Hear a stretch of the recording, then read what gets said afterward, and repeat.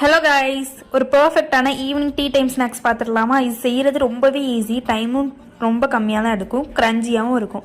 அதுக்கு ஒரு பவுலில் 2 கப் அளவுக்கு மைதா மாவு எடுத்துக்கலாம். கொஞ்சமாக ஆயில், கொஞ்சமாக சால்ட் ஆட் பண்ணி நல்லாவே மிக்ஸ் பண்ணிடலாம். இப்போ இது கூடவே தண்ணி ஆட் பண்ணி இதை நல்லா டோ மாதிரி பிசைஞ்சு வச்சிடலாம். இப்போ இதுக்கு மேலே கொஞ்சமாக ஆயில் தடவி ஒரு 15 மினிட்ஸ் ரெஸ்ட் விட்டுடலாம்.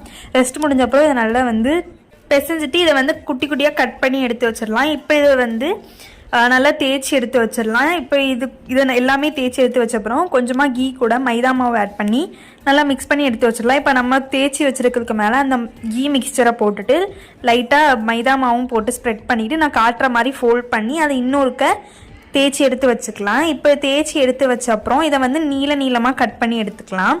இந்த நீளமாக கட் பண்ணி எடுத்து அப்படியே இருக்கலாம், இல்லைனா இந்த மாதிரி 2 பீஸாக கட் பண்ணிக்கோங்க. நான் 2 பீஸாகவே கட் பண்ணிட்டேன். இப்போ ஆயிலை நல்லா கொதிக்க வச்சு அதில் இதை போட்டு நல்லா பொரிச்சு எடுத்துடலாம். கோல்டன் கலரில் வந்த பிறகு இதை அப்படியே எடுத்துடலாம். இதை டீ கூட சர்வ் பண்ணியிருந்தோம், ரொம்பவே டேஸ்டியாக இருந்துச்சு, நல்லா க்ரன்ச்சியாகவும் இருந்துச்சு. இது நம்ம வேணால் இப்படியே சாப்பிடலாம், இல்லைனா இதுக்கு மேலே லைட்டாக சுகர் பவுடர் டஸ்ட் பண்ணி சாப்பிட்டுக்கலாம். ரொம்பவே டேஸ்டியாக இருந்துச்சு.